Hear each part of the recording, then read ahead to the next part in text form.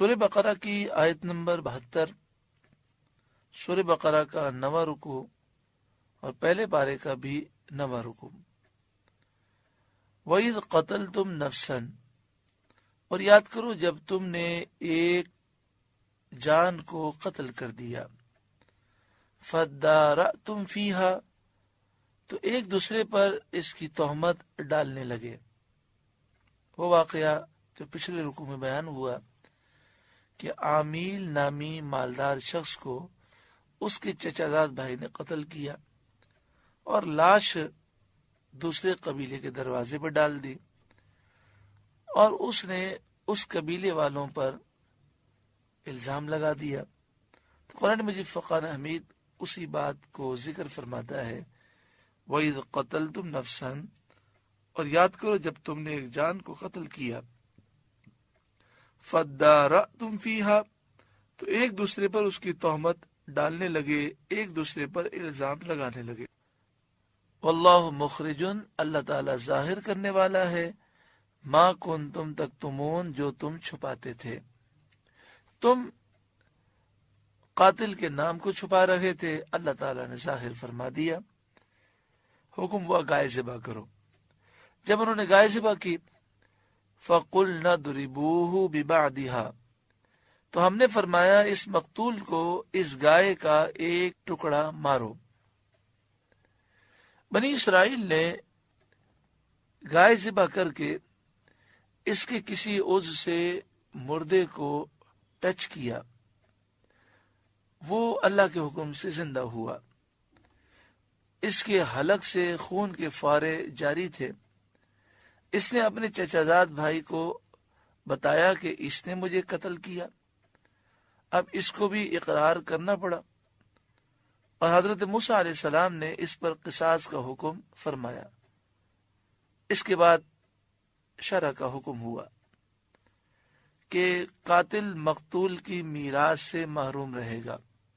یہ قاعدہ ہے کہ جس نے کسی کو قتل کر دیا تو اب قاتل کو اس مرنے والے کی جائیداد سے حصہ نہیں دیا جائے گا، تاکہ کوئی جائیداد کی لالچ میں کسی کو قتل نہ کرے۔ فَقُلْنَا اضْرِبُوهُ بِبَعْضِهَا، تو ہم نے فرمایا اس مقتول کو اس گائے کا ایک ٹکڑا مارو، یہاں مارو سے مراد ہے ٹچ کرو۔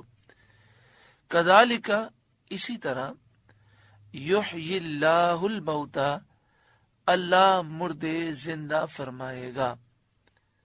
یعنی جس طرح یہ زندہ ہوا، اسی طرح اللہ تبارک و تعالی کل بروز قیامت مردوں کو زندہ فرمائے گا۔ وَيُرِيكُمْ آيَاتِهِ، اور تمہیں اپنی نشانیاں دکھاتا ہے، لَعَلَّكُمْ تَعْقِلُونَ، کہ کہیں تمہیں عقل ہو۔ یہ نشانیاں اس لیے دکھائی جاتی ہیں تاکہ تم سمجھو بے شک اللہ تعالی مردے زندہ کرنے پر قادر ہے، اور قیامت کے دن مردوں کو زندہ کرنا اور حساب لینا یہ حق ہے۔ اس آیت کریمہ میں یہ واضح ہے کہ گائے کے ایک ٹکڑے کو جب مردے سے ٹچ کیا گیا تو مردہ زندہ ہو گیا۔ زندہ کرنے والا تو اللہ تعالیٰ ہے، لیکن اللہ تعالیٰ کے حکم سے اس گائے کے گوشت میں یہ تاثیر پیدا ہو گئی۔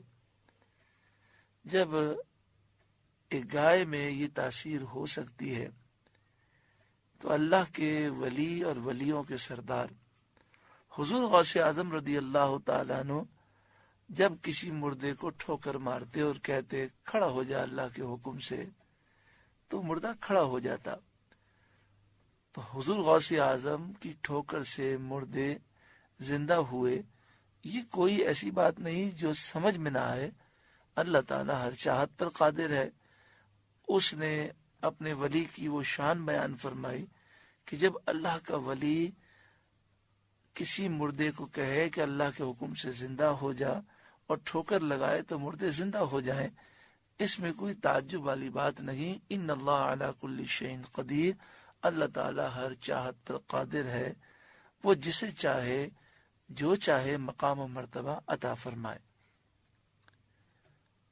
ثم قست قلوبکم من بعد ذلک، پھر اس کے بعد تمہارے دل سخت ہو گئے.